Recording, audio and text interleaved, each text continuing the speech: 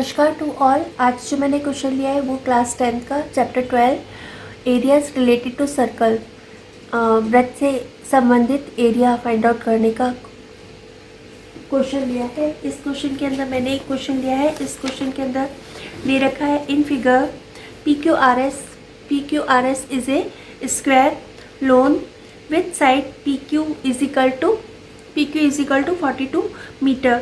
Two circular flower bed are there on the side PS and QR।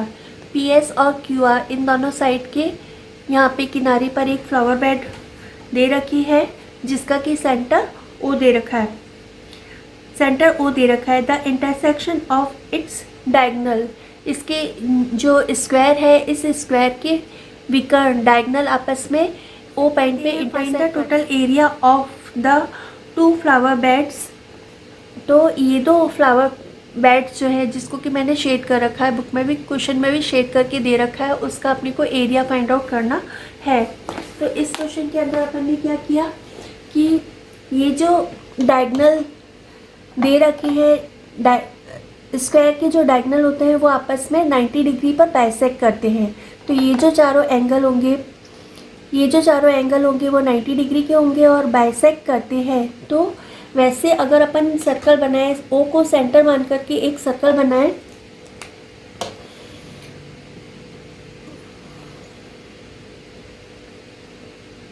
O को centre मान करके एक circle बनाए, तो ये जो पूरी हो गई वो एक डायमीटर हो गई। तो इसको डायमीटर का हाफ जो होता है वो रेडियस होता है। तो ये अपन ने त्रिज्या मान ली। तो ये R है और ये जो है वो 90 डिग्री का एंगल है, क्योंकि ये स्क्वायर की प्रॉपर्टी है कि स्क्वायर के अंदर डायगोनल जो होते हैं वो 90 डिग्री पर बाइसेक्ट करते हैं। तो ये R हो गई और ये जो है स्क्वायर की सारी साइड जो होती है वो इक्वल होती है। तो यहाँ पे PQ is equal to 42 metre दे रखा है, तो कहीं से सारी साइड जो होंगी वो 42 मीटर की होंगी।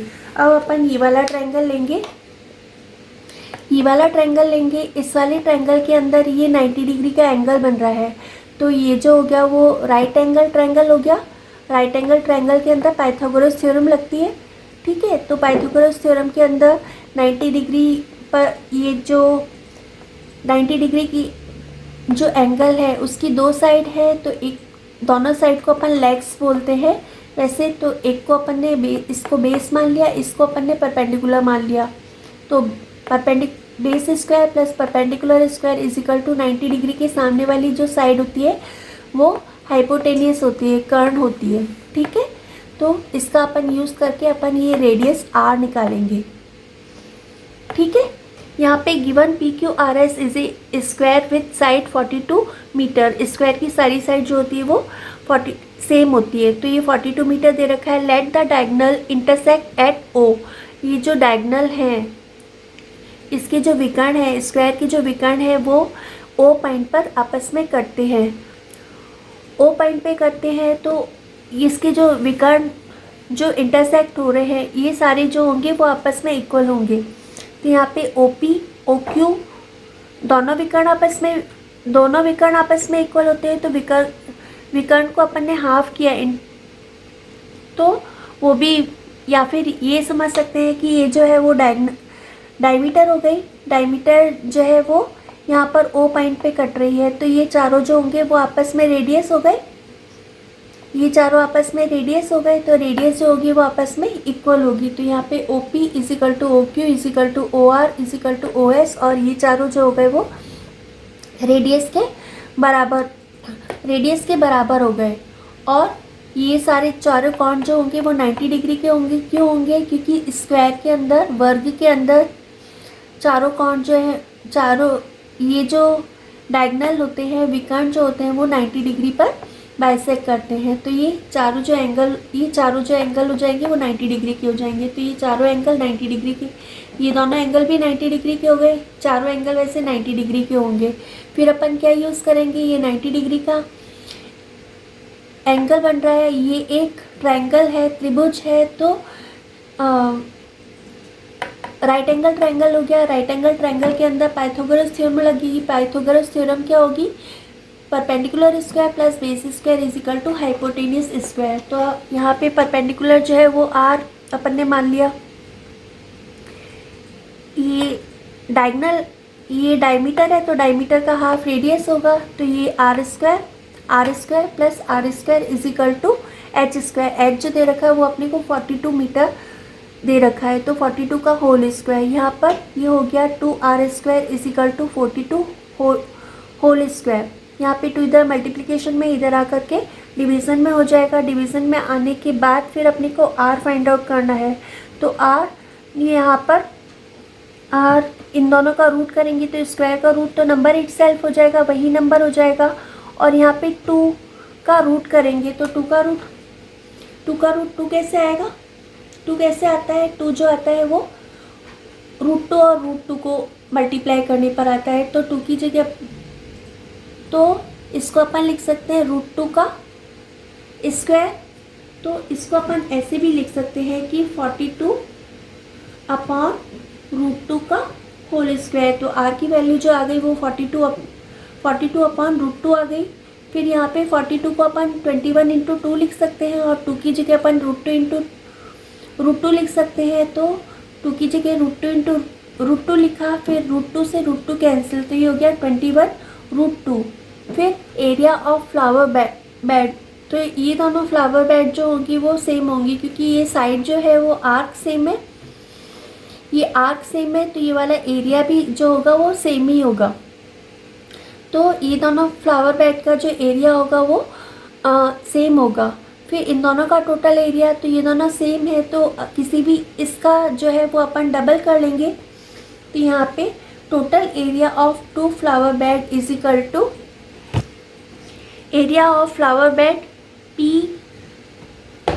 ये हो गया PAS और दूसरा वाला हो गया QBR। ठीक है, तो इन दोनों का टोटल एरिया अपन फाइंड आउट करेंगे और ये दोनों सेम है तो इसका डबल कर लेंगे। अब PAS का एरिया कैसे फाइंड आउट करेंगे, PAS का एरिया फाइंड आउट करने के लिए अपन क्या करेंगे, ये जो पूरा सेक्टर है OPAS, ये जो पूरा सेक्टर है, इस सेक्टर में से अपन इस वाले ट्रायंगल का एरिया माइनस कर देंगे। ये तो सेक्टर किसे कहते हैं, area enclose by 2 radii and an arc, दो त्रिज्या और एक आर्क के द्वारा जो एरिया एनक्लोज हो, तो इस पूरे सेक्टर में से इस ट्रायंगल के एरिया को अपन माइनस कर देंगे तो ये वाला एरिया आ जाएगा। ठीक है, तो ये हो जाएगा 2, क्योंकि दोनों का सेम है, 2 into area of sector OP, ये पूरा OPAS माइनस उसमें से इस ट्रायंगल के एरिया को, ट्रायंगल जो है वो OPS, इस ट्रायंगल के एरिया को माइनस कर देंगे तो ये शेडेड पार्ट का एरिया आ जाएगा। और ये अपन ने डबल क्यों किया, क्योंकि इन दोनों का जो एरिया हुआ सेम होगा। तो यहाँ पर एरिया ऑफ सेक्टर OPAS, तो यहाँ पर ये 90 डिग्री का एंगल, एक पॉइंट पर 360 डिग्री का एंगल बनता है, तो 90 जो होता है वो 360 का 1/4 होता है। ठीक है, तो यहाँ पर ये पूरा जो एरिया है πr² वो तो 360 डिग्री के लिए है, तो 90 डिग्री के लिए जो होगा वो 360 का 1/4 होगा। इस कारण मैंने ये 4 से, या फिर 90 जो है वो 360 का 1/4 होता है, या फिर ये सोच सकते हैं कि 360 डिग्री के लिए जितना भी एरिया है उसको अपन ने 4 इक्वल पार्ट में डिवाइड कर दिया, तो इस कारण डिवाइडेड बाय 4 किया मैंने। फिर माइनस यहाँ पे ये जो है वो 90 डिग्री का एंगल बन रहा है, तो ट्रायंगल के एरिया का फॉर्मूला होता है हाफ बेस इंटू हाइट। तो बेस इसके अंदर जो है, बेस जो है वो इसके अंदर r है और हाइट भी जो दे रखी है वो r दे रखी है। तो यहाँ पर पाई की जगह अपन लिखेंगे 22/7, r जो दे रखा है वो अपने को यहाँ पे 21√2 दे रखा है। तो यहाँ पे 21, ये अपन ने किया 21 r² दे रखा है, तो 21 2 बार मल्टीप्लाई होगा और √2 का स्क्वायर जो होता है वो 2 होता है, ठीक है। फिर यहाँ पे 7 1 जा 7, 7 3 जा 21, 4 को डिवाइड करेंगे तो 4 को 2 से डिवाइड किया, 2 1 जा 2, 2 2 जा 4, फिर 2 को डिवाइड करेंगे तो 2 1 जा 2, 11 2 जा 22। फिर इन तीनों को 21 को 11 को 3 से मल्टीप्लाई किया तो 33 आ गया, 33 को मल्टीप्लाई बाय 21, फिर 21 को यहाँ पे 2 से 2 कैंसिल हो जाएगा, 21 को 21 से मल्टीप्लाई करेंगे तो 441 आ जाएगा। फिर इन दोनों को मल्टीप्लाई किया तो ये आ गया 693 माइनस 441। फिर माइनस किया तो यहाँ पर आ गया 252 को 2 से मल्टीप्लाई करेंगे तो ये आ जाएगा 504। I think you all have understood.